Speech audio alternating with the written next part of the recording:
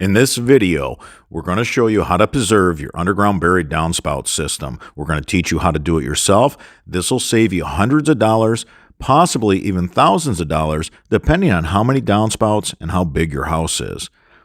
Now, the key thing to preserving your underground buried downspout system is you want to make sure you keep large, big, organic materials like pine cones, leaves, twigs. You have to keep that out of your underground buried downspout system. That'll get inside your underground buried downspout system and lay in the pipe. If you have low flow rains and you don't have big tropical storms, you'll end up with that organic material laying down inside your system. It breaks down over time and becomes dirt.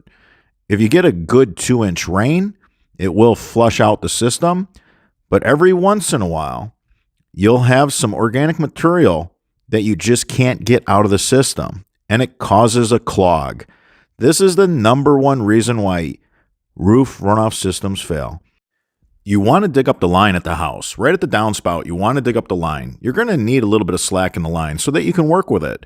Makes it so much easier to slip on this gutter downspout adapter that connects you to the pipe. This is going to filter out all those big contaminants.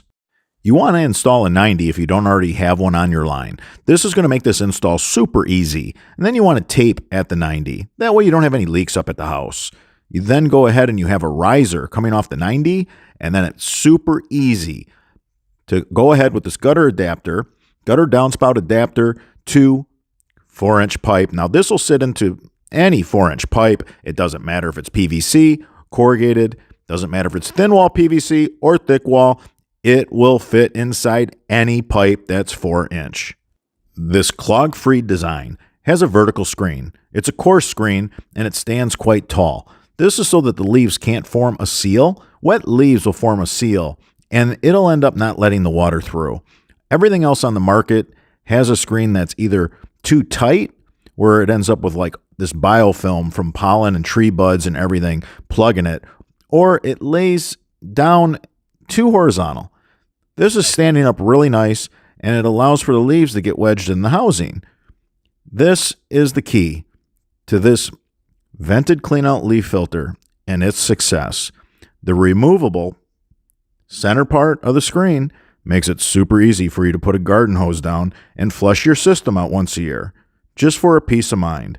Now keep in mind, if you're a DIYer and you're filtering out all these organic materials, you can go to a 3-inch pipe.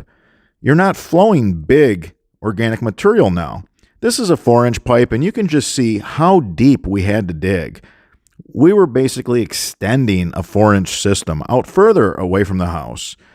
Keep in mind that a 4-inch pipe is 60% more dig. A 3-inch line is a lot easier to install. Once you're collecting all that big organic material, there's really no need for a 4-inch line anymore.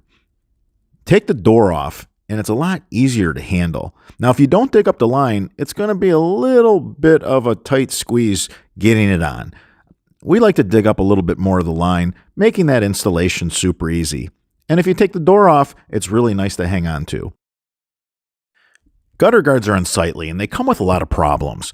These install super easy from the ground, and they're easy to maintain from the ground. You don't have to get on a ladder to install them or maintain them.